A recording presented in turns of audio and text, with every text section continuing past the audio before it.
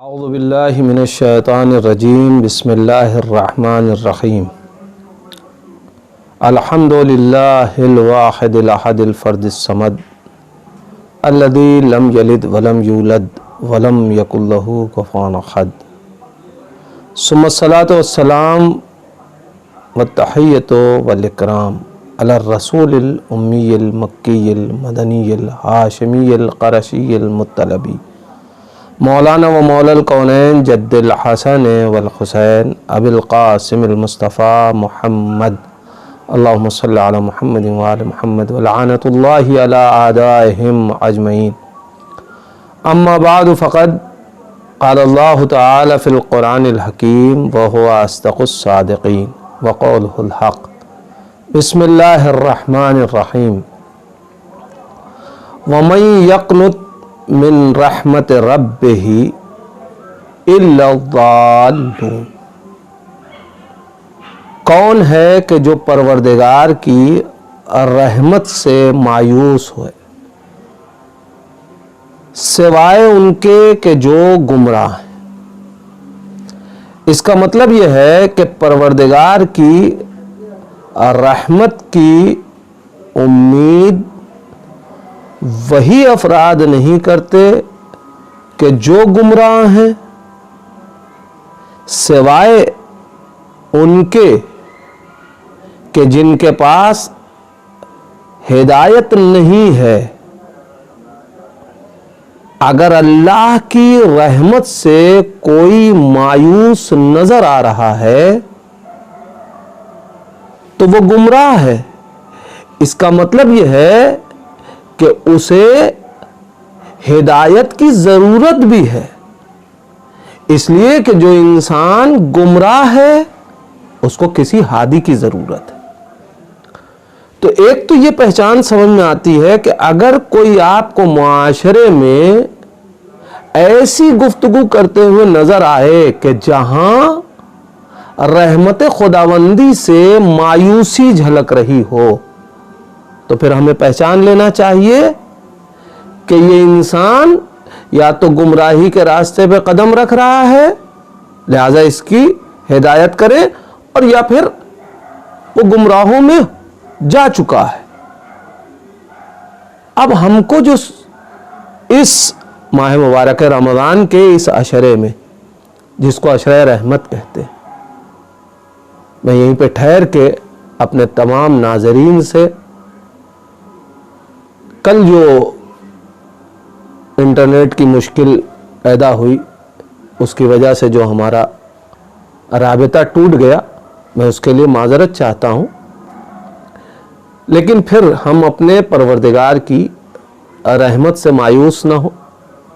انشاءاللہ خداوند عالم اس عشرہ رحمت میں ہم کو اتنی توفیق عطا کرے کہ ہم اس کی تمام تر رحمتوں کو سمیٹ سکیں۔ اور آج کا پھر جو موضوع ہے وہ اسی سے مربوط ہے کہ یہ وہ صفت ہے پروردگار کی کہ جس کو اللہ نے قرآن میں جا بجا ذکر کیا ہے۔ مختلف جگہوں کے اوپر پروردگار اپنی رحمت کا تذکرہ کر رہا ہے، اور رحمت کو مختلف صفتوں کے ساتھ استعمال کیا ہے، لیکن اس میں سے ایک صفت وَهُوَ أَرْحَمُ الرَّاحِمِينَ، اور وہ پروردگار ارحم الراحمین ہے۔ میں نے عرض کیا کہ جب جناب ایوب کو اللہ نے مختلف امتحانات میں ڈالا تو جناب ایوب نے بھی وہاں اپنے پروردگار سے اسی صفت کا واسطہ دے کے اپنے لیے آسائش کو طلب کیا، جہاں انی مسنی الضر وانت ارحم الراحمین، اے میرے پروردگار میں اس وقت مصیبتوں میں گرفتار ہوں، سختیوں میں گرفتار ہوں، وانت ارحم الراحمین، اور تو ہی ارحم الراحمین ہے۔ یعنی اگر ان مصیبتوں اور سختیوں میں کسی سے مجھے امید ہے تو وہ تیری ذات ہے کہ ان سختیوں میں بھی اگر آسائش کوئی دے سکتا ہے تو وہ خدا. یہ ایک مرحلہ. دوسرا مرحلہ، جب جناب یوسف سے ملنے کے لیے ان کے بھائی، وہ افراد، وہ برادران کہ جنہوں نے جناب یوسف کو کنویں میں ڈالا ہے، جب وہ جناب یوسف سے مصر میں ملاقات کرتے ہیں تو اس وقت وہ کہتے ہیں یوسف اے میرے بھائی، ہم نے جو غلطی کی ہم اس پہ نادم ہیں، ہم شرمندہ ہیں، آپ ہمیں معاف کر دیجئے. کیا کہا جناب یوسف نے؟ یغفرکم اللہ، تم کو اللہ، الیوم، آج کے دن اللہ تمہیں بخشے گا، وہو ارحم الراحمین، اور وہ پروردگار ارحم الراحمین ہے. یعنی جناب یوسف نے اپنے بھائیوں سے بھی رحمت پروردگار کی بنیاد کے اوپر گفتگو کی اور وہی ترکیب استعمال کی ارحم الراحمین کی. ایک تیسری مثال، جب جناب یعقوب اپنے فرزندوں کو بھیج رہے ہیں اور ان کے بچے جناب یوسف کے بھائی کہتے ہیں کہ بنیامین کو ہمارے ساتھ کر دیجئے، اور وہ گھبراتے ہیں، تو انہوں نے وعدہ کیا پر اپنے والد سے، جناب یعقوب سے، کہا آپ مطمئن رہیں کہ اب ہم اس کو کوئی ضرر نہیں پہنچنے دیں گے، ہم اس کی حفاظت کی ذمہ داری لے رہے ہیں. کون؟ جو جناب یوسف کا سگا بھائی تھا، جناب بنیامین، ان کے لیے وہ کہہ رہے ہیں ہم حفاظت کی ذمہ داری لے رہے ہیں. اس وقت جناب یعقوب کیا کہہ رہے ہیں؟ فاللہ حافظہ وہو ارحم الراحمین.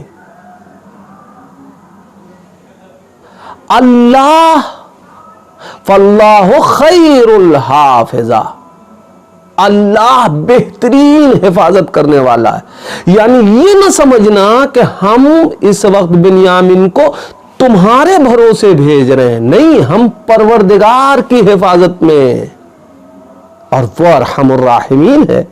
یعنی ایک مصیبت کہ جس سے ابھی ہمارا سامنا ہو چکا، جناب یوسف کا فراق، اور اب اس کے بعد تم اگر اس کو لے کے جا رہے ہو، خدا رحم کرنے والا ہے، خدا رحمت نازل کرنے والا ہے. یعنی جگہ جگہ انبیاء ما سبق نے بھی اگر ترکیب استعمال کی ہے تو ارحم الراحمین کی. اور اب روایت پڑھیے، روایت کہتی ہے کہ جب انسان کبھی بھی سجدہ معبود میں سر رکھ کے 7 مرتبہ اس آواز کو بلند کرتا ہے، یا ارحم الراحمین، یا ارحم الراحمین، یا ارحم الراحمین، تو خدا کی 7ویں مرتبہ جب وہ یہ آواز دیتا ہے تو اللہ کی آواز آتی ہے کہ انا ارحم الراحمین، میں ہوں ارحم الراحمین، فقل حاجتک، اے میرے بندے اپنی حاجت کہہ. لہذا تاکید کی ہے علماء عرفان نے کہ جب ہم کوئی دعا اپنے پروردگار سے مانگیں تو 7 مرتبہ دعا مانگنے سے پہلے خدا کو یا ارحم الراحمین کہہ کے خطاب کریں تاکہ اللہ ہمارا جواب دے. جب ہم روایتوں کو پڑھتے ہیں وہاں بھی رحمت پروردگار کا ذکر اس طریقے سے ملتا ہے. خود جناب موسیٰ جن کو نبوت مل رہی ہے، پروردگار سوال کر رہا ہے، اے موسیٰ تم کو معلوم ہے کہ یہ نبوت تمہیں کیوں عطا کی گئی ہے؟ جناب موسیٰ کہتے ہیں پروردگار مجھے نہیں معلوم کہ یہ نعمت تو نے مجھے کیوں دی ہے. آواز آئی، اے موسیٰ اس لیے کہ تم رحم دل ہو، چونکہ تم میرے بندوں کے ساتھ رحمت سے پیش آتے ہو۔ اس کا مطلب یہ ہے کہ اللہ بھی کوئی منصب اسے سونپتا ہے کہ جو رحم دلی دکھائے۔ اگر کوئی انسان رحم دل ہو تو اللہ اسے منصب عطا کرتا ہے۔ جب جناب موسیٰ کو نبی بنا رہا ہے اس بنیاد کے اوپر، تو یہ صفت کتنی اہم صفت ہوگی۔ اور جب ایک نبی کو اس صفت سے متصف خدا کر رہا ہے تو پھر خود اس کی ذات میں کیسی یہ رحمت اور کتنی عظیم رحمتوں کا مالک ہوگا وہ پروردگار، جس نے اپنے آخری نبی کو رحمت للعالمین بنا کے بھیجا۔ آج ہم اس کے دسترخوان رحمت پہ ہیں، تو ہمیں بھی تو رحمت چاہیے۔ ہم اسی لیے تو دسترخوان پروردگار پہ آئے ہیں۔ اے میرے پروردگار، اپنی رحمتوں سے ہمیں مایوس نہ رکھ، ہمیں محروم نہ رکھ میرے پروردگار۔ یہ مہینہ اور خاص طور سے یہ عشرہ تیری رحمت کا عشرہ ہے۔ ہم آواز دیتے ہیں یا نہیں دیتے؟ رب ارحم، اے میرے پروردگار ہمارے اوپر رحمت نازل فرما۔ ہر شب جمعہ دعائے کمیل میں رب ارحم ضعفا بدنی، اے میرے پروردگار ہمارے ضعیف بدن کے اوپر رحمت نازل فرما۔ اس کا مطلب ہم رحمت چاہتے ہیں، اللہ کی رحمت سے قریب ہونا چاہتے ہیں خدا کی۔ تو پھر ایک سوال اٹھے گا نا، وہ راستے کون سے ہیں کہ جس سے ہم رحمت پروردگار کو حاصل کر سکیں؟ اس لیے کہ اگر کہیں پہنچنا ہے تو ہم کو اس راستے کو طے کرنا ہوگا، ہم کو وہ سلسلہ طے کرنا ہوگا۔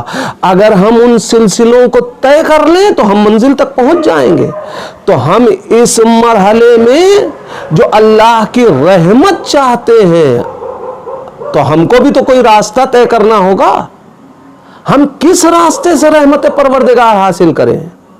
وہ کون سے راستے ہیں کہ جس سے ہم رحمت پروردگار کو حاصل کر سکیں؟ ہم اور آپ بیان کریں گے۔ کوئی ہو کہ جس کو اللہ نے مجسم رحمت بنایا ہو، کوئی ہو کہ جو اس رحمت پروردگار تک پہنچ چکا ہو، تو وہ بتائے گا نا کہ اللہ ہم پہ کیسے رحمت نازل کرے گا۔ اے میرے پروردگار، ہم کیسے تیری رحمت تک پہنچے؟ اب آئیے پڑھیے، خود یا تو خدا سے پوچھئے قرآن کی زبان سے، اور یا ان معصومین کی زبان سے وہ راہ بتائیں گے، وہ راستہ بتائیں گے رحمتوں کے حصول کا۔ اب جب ہم نے روایتیں پڑھیں تو پیغمبر اسلام آواز دیتے ہیں، ارحموا من فی الارض یرحمکم من فی السماء۔ تم رحمت چاہتے ہو کہ اللہ تمہارے اوپر رحمت نازل کرے؟ میں راستہ بتا رہا ہوں، میں رحمت للعالمین ہوں۔ میں وہ ہوں جس نے بتایا ہے کہ یہ عشرہ ماہ مبارک یہ رحمت کا عشرہ ہے، لہذا میں بتاؤں گا کہ رحمت کس طریقے سے حاصل کرو۔ ارحموا من فی الارض، جو لوگ زمین پہ ہیں تم ان پہ رحمت نازل کرو۔ یرحمکم اللہ یرحمکم ما فی السماء، جو کچھ آسمان پہ ہے وہ تمہارے اوپر رحمت نازل کرے گا۔ یعنی فرشتہ تم پہ رحمت نازل کرے گا، خدا تم پہ رحمت نازل کریں گے۔ یہ جتنی چیزیں ہیں تم زمین والوں کے لیے، وہ تمہارے اوپر۔ اس حدیث کو ذرا سا ہم کو غور کرنا پڑے گا۔ اللہ نے یہ نہیں کہا کہ یتیم پہ رحمت کرو، یہ نہیں کہا رشتہ داروں پہ رحمت کرو، یہ نہیں کہا دوستوں پہ رحمت کرو، یہ نہیں کہا اپنے پڑوسی پہ رحمت کرو، یہ نہیں کہا کہ جو لوگ تمہارے زیر دست ہیں ان پہ رحمت کے ساتھ ان سے پیش آؤ۔ تب خدا تمہارے اوپر رحمت نازل کرے گا، نہیں، بلکہ پیغمبر اسلام آواز دیتے ہیں ارحموا من فی الارض، جو بھی زمین پہ ہے۔ تو اب کون کون چیزیں ہیں زمین پہ؟ انسان بھی ہیں، جانور بھی ہیں، درخت بھی ہیں، یہ ساری چیزیں اس زمین پہ ہیں، یعنی ہم کو کائنات کے ہر ذرے کے ساتھ رحمت سے پیش آنا ہے۔ اگر ہم کائنات کے ذرے ذرے کے ساتھ رحمت سے پیش آ رہے ہیں تو جو کچھ آسمان پہ ہے وہ ساری چیزیں ہمارے ساتھ رحمت سے پیش آئے گی۔ بڑا سخت مرحلہ ہے۔ اب ہمیں یہ دیکھنا ہوگا کہ آیا ہم درختوں کے ساتھ رحمت سے پیش آتے ہیں یا نہیں آتے؟ ہم اپنے جیسے لوگوں کے ساتھ بھی رحمت سے پیش آتے ہیں یا نہیں آتے؟ جو بے زبان ہیں ان مخلوقات کی بات کیا کریں؟ بے جا ہم جانوروں کو کبھی پتھر مارتے ہیں، کبھی ڈنڈا مار دیتے ہیں، کبھی جاتے جاتے ایک ٹھوکر مار دیتے ہیں، جبکہ وہ اپنی جگہ بیٹھا ہے۔ کیا ہم سے ایسا نہیں ہوتا؟ اگر ہم خدا کی مخلوق کے ساتھ رحمت سے پیش نہیں آ رہے ہیں تو پھر خدا ہمارے ساتھ رحمت سے کیسے پیش آئے؟ اور اگر وہ آ بھی رہا ہے تو پھر اسی لیے کہ وہ ارحم الراحمین ہے۔ اب روایتیں، مختلف روایتیں کہ جن کے اندر خداوند عالم خود قرآن کے اندر ہم کو طریقہ سکھایا جا رہا ہے۔ بسم اللہ الرحمن الرحیم، اذا قرئ القرآن فاستمعوا، آخر میں آیت کیا کہہ رہی ہے؟ لعلکم ترحمون، جب قرآن کی تلاوت کی جائے تو تم اسے سنو۔ کیوں سنو؟ شاید تم ان لوگوں میں شامل ہو جاؤ جن پہ اللہ کی رحمت ہے۔ اس کا مطلب تلاوت قرآن کی آواز کو سننا یہ خود خدا کی رحمت سے قریب ہونے کا ایک طریقہ ہے۔ ہمارے اور آپ کے پہلے امام آواز دیتے ہیں بِبَذْلِ الرَّحْمَةِ سَتُنزِلُ الرَّحْمَةِ، تم رحمتوں کی بذل و بخشش کے ساتھ کائنات میں اللہ کی رحمت کو اپنے اوپر نازل کروا سکتے ہو۔ یہ سارے طریقے ہیں کہ جو ہم کو بتایا جا رہا ہے۔ دوسروں کے ساتھ نیکی کرو، احسانات کرو، اصلحوا بین اخویکم، اپنے برادران دینی کی اصلاح کرو۔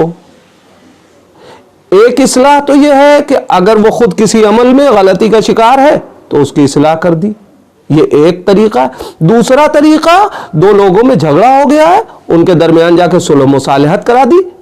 کس لیے؟ لعلکم ترحمون، شاید اللہ تمہیں ان میں شامل کر لے جن کے اوپر اللہ نے اپنی رحمتوں کو نازل کیا ہے۔ بالکل سچ ہے کہ یہ عشرہ رحمت ہے، مگر پوری کائنات میں بارش ہو رہی ہو، ایک آدمی جا کے ایک کمرے میں چھت کے نیچے بیٹھ جائے تو کیا بارش کا پانی اسے فائدہ پہنچائے گا؟ اسے بھگائے گا؟ اس پہ ہوگی بارش؟ نہیں ہوگی۔ اگر ان ایام میں بھی جو رحمت کے نزول کے طریقے ہیں اگر ہم نے ان کو بروئے کار نہیں ہم لائے تو ہوا کرے رحمت، ہوا کرے بارش۔ لیکن اگر ایک چھاتا ہی صحیح لے کے آدمی کھلے آسمان کے نیچے چلا جائے اور اب بارش ہو رہی ہو، لاکھ اپنے سر پہ چھاتا لیے ہے مگر ادھر ادھر سے بارش کے قطرے اس کے جسم پہ پڑتے رہیں گے۔ لہذا اس دسترخوان رحمت پہ آؤ، ان لوگوں کے ساتھ بیٹھ جاؤ جو ان امور کو انجام دے رہے ہیں کہ جن سے اللہ رحمتیں جن کی وجہ سے نازل کر رہا ہے۔ کوئی قرآن پڑھ رہا ہے، تم نہیں پڑھ سکتے، اس کے پاس جا کے بیٹھ جاؤ، اس لیے کہ جب بارش ہوگی تم لاکھ چھاتا بھی اپنے سر پہ رکھو، کچھ تو قطرات تمہارے اوپر بھی آئیں گے۔ ہمیں چاہیے کہ ہم خود اگر کوئی عمل انجام نہیں دے پا رہے ہیں کہ جو ہماری طرف رحمت کو کھینچ سکے، تو ہم ایسے افراد کے پاس رہیں کہ جو اللہ کی رحمتوں کو قریب کر رہے ہیں۔ اس لیے خود قرآن مجید میں اللہ نے کیا کہا؟ اللہ کی رحمت کس سے قریب ہے؟ من المحسنین، ان رحمت اللہ قریب من المحسنین۔ اللہ کی رحمت محسنین سے قریب ہے۔ ایک چیز ہمارے پاس ہم سے قریب ہے، اگر ہمارے قریب کوئی آ کے کھڑا ہو گیا اس سے بھی قریب ہوگی نا۔ یہ الگ بات ہے کہ ظاہری چیزیں ہوتی ہیں، کچھ باطنی ہوتی ہیں۔ مثلا ایک اچھائی ہے، ایک نیکی ہے جو ایک انسان کے اندر ہے، اگر وہ آ کے بغل میں کھڑا ہو جائے تو وہ بھی اس نیکی، لیکن یہاں قریب اللہ کی رحمت اس سے قریب ہے۔ جب تم اس کے قریب رہو گے، اگر شرط یہ ہے اتنی کہ تمہارے اندر ظرفیت ہوگی تو تم خود بخود اس کے محاسن کو دیکھو گے، اس کی جو اللہ نے انعامات دیے ہیں ان کو دیکھو گے، تو اپنے اندر بھی وہ صفت اتارنے کی کوشش کرو گے۔ میں نے جو حدیث پیغمبر اسلام کی سب سے پہلے آپ کے سامنے عرض کیا، تم اگر چاہتے ہو کہ اللہ کی رحمت تمہیں ملے تو تم جو کچھ زمین پہ ہے، اب میں ایک آدھ مثالیں سیرت سے آپ کے سامنے پیش کروں کہ دیکھیں کس طریقے سے معصومین نے ہم کو اللہ کی رحمت سے قریب ہونے کا سلیقہ سکھایا ہے۔ اسی مہینے میں جو شہید محراب، شہید ماہ خدا، کون؟ امیر المومنین، ہم سب سنتے بھی ہیں پڑھتے بھی ہیں، جا رہے مسجد کی طرف، مرغابیوں نے دامن پکڑ لیا امیر کائنات کا، بیٹی کو بلایا، بلا کے ایسے وقت میں امیر کائنات ان بے زبان مرغابیوں کے لیے وصیت کر رہے ہیں، کہہ رہے ہیں دیکھو اگر تم اس کو کھلا سکنا، اس کو پرورش اس کی کر سکنا تو گھر میں رکھنا، اور نہیں تو میری بیٹی اسے آزاد چھوڑ دینا، یہ اپنا رزق تلاش کر لیں گے۔ کیا مطلب؟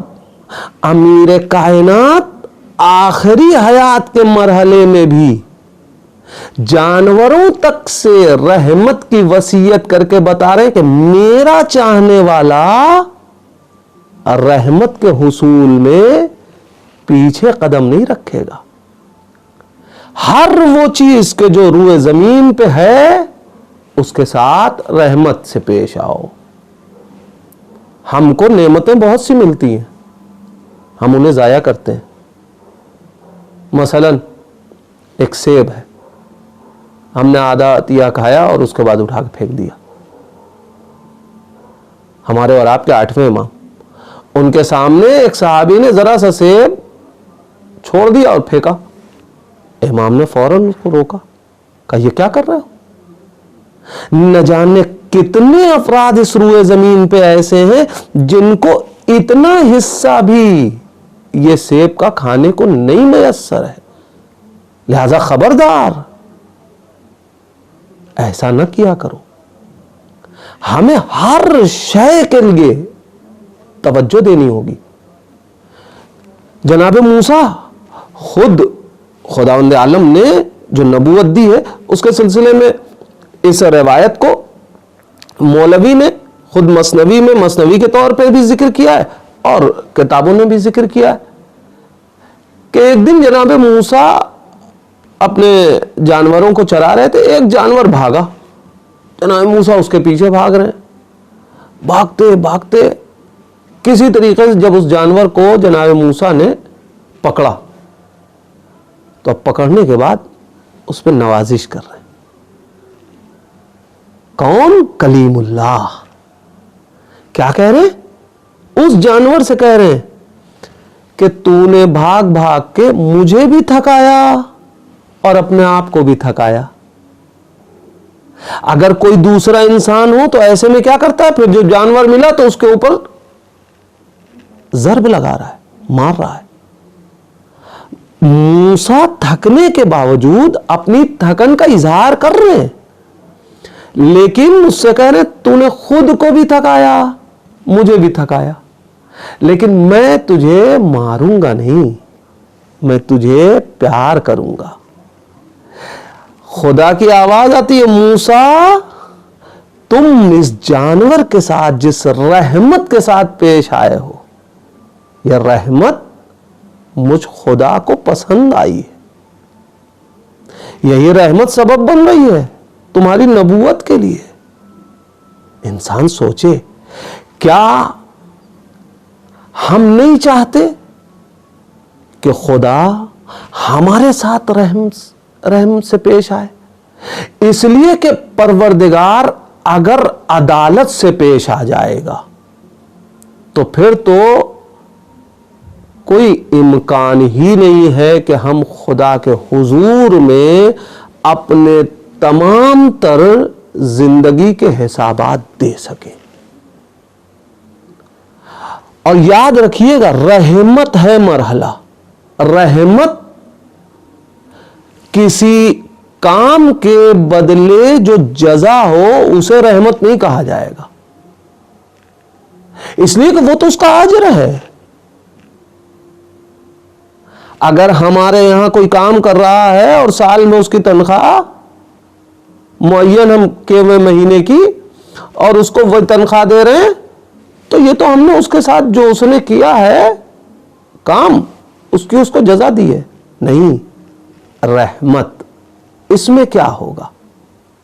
یا تو کچھ بڑھا کے دے دو, اب جو بڑھا کے دو گے وہ تمہاری رحمت ہوگی. حسن اخلاق, خوشروئی سے پیش آؤ. یہ نہیں کہ ہر وقت اس کو اس بات کا احساس دلاؤ کہ تم ہمارے نوکر ہو,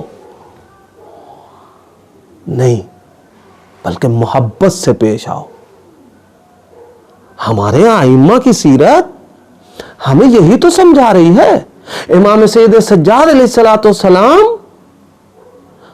غلاموں کو مختلف شہروں سے لے کے آتے ہیں, تربیت کرتے ہیں. عید کا دن آتا ہے, سب کو اکٹھا بلایا, سب سے پوچھتے میں نے تم میں سے کسی کے اوپر کوئی ظلم تو نہیں کیا؟ سب کہتے نہیں آقا, آپ سے زیادہ رحم دل کون ہوگا, آپ سے زیادہ محبت سے کون پیش آئے گا؟ امام کہتے ہیں آج تمہیں ہم اللہ کی راہ میں آزاد کر رہے ہیں. وہ سارے غلام آنسو بہا رہے ہیں جن کو آزادی مل رہی ہے. یہ کیا؟ انہیں تو خوش ہونا چاہیے, لیکن ان کو بھی پتا ہے ہم کو آزادی تو مل رہی ہے مگر رحمت کے سمندر سے دور ہو رہے ہیں. اس مکان میں کہ جہاں خدا کی حجت ہے اس کے زیر سایہ اب تک زندگی گزار رہے تھے, اب معاشرے میں لوگوں کے طعن و طنز کے سامنے زندگی گزارنی ہے, لہذا وہ آنسو بہا رہے ہیں. ہم کو چاہیے کہ ہم اس طریقے سے اپنے چاہنے والے, اپنے یہاں کام کرنے والے ان افراد سے اتنی محبت سے پیش آئیں کہ ان کے لیے ہمارا فراق ان کو سخت ہو. یہ نہ ہو کہ وہ گھر سے نکلنے کی دعا کر رہے ہوں کہ پروردگار ہم کو کوئی دوسرا کام مل جائے کہ اس شخص سے ہمیں نجات ملے. یہ رحمت کا مہینہ ہے، یہ عشرہ رحمت ہے. بارگاہ خداوندی میں اپنے ہاتھوں کو بلند کریں، دعا کریں، اے میرے اللہ تجھے اس امام کا واسطہ کہ جو اس دور میں ہمارا ولی نعمت ہے، ولی رحمت ہے، پروردگار اس کے ذریعے سے ہمارے اوپر اس کے صدقے میں رحمت نازل فرما.